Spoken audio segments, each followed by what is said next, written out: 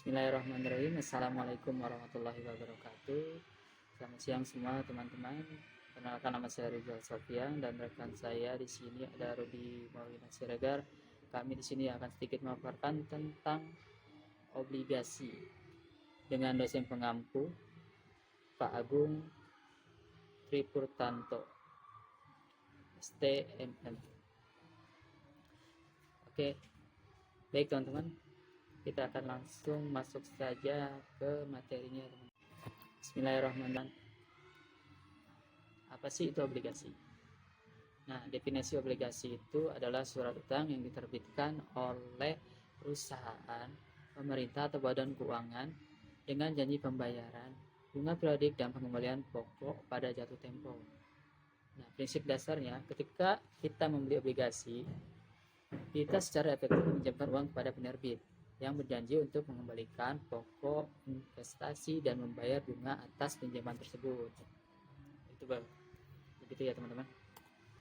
Nah, jenis-jenis obligasi. Di sini ada jenis-jenis obligasi. Obligasi sendiri ada 3 jenis di sini teman-teman. Yang pertama itu obligasi korporasi. Diberikan oleh perusahaan untuk mendanai kegiatan bisnis mereka. Yang kedua ada obligasi pemerintah. Biasanya ini diterbitkan oleh pemerintah untuk mendanai proyek-proyek infrastruktur dan layanan publik. Dan yang ketiga itu ada obligasi suku. Obligasi berbasis syariah yang menawarkan pengembalian berdasarkan prinsip Islam. Oke, baik teman-teman. Di sini ada kelebihan berinvestasi di obligasi. Yang pertama ada pendapatan pasif ya teman-teman. Membayar bunga secara teratur memberikan arus kas yang stabil. Nah, yang kedua ada potensi kapital. Harga obligasi dapat naik jika suku bunga turun.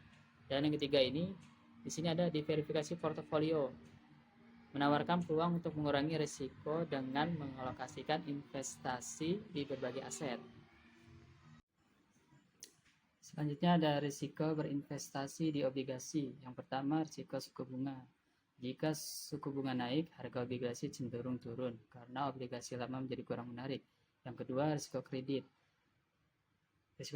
Risiko penerbit gagal memenuhi kewajiban pembayaran bunga dan pokok yang dapat terjadi jika perusahaan atau pemerintah mengalami kesulitan keuangan. Yang selanjutnya akan diterangkan oleh rekan saya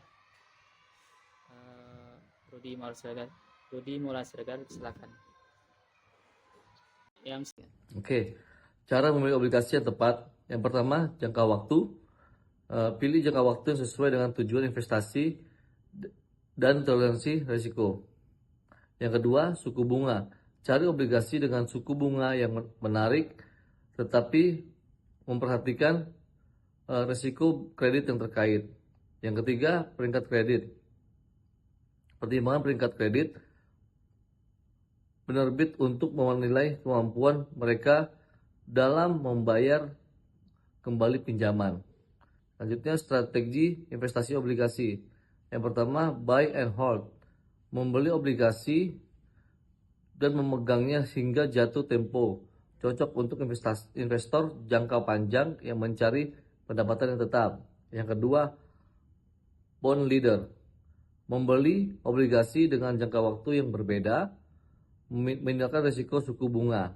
Yang ketiga, trading obligasi. Membeli dan menjual obligasi dan memanfaatkan perubahan harga, cocok untuk investor yang aktif dan berpengalaman.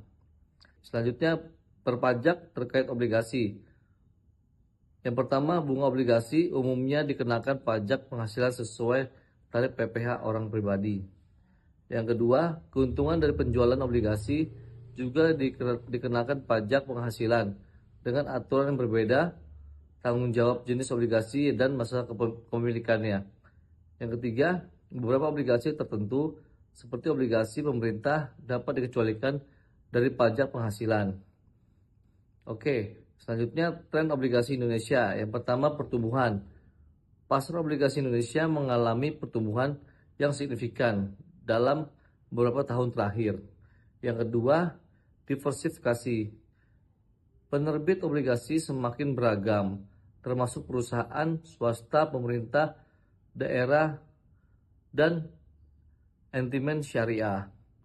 Yang ketiga, regulasi.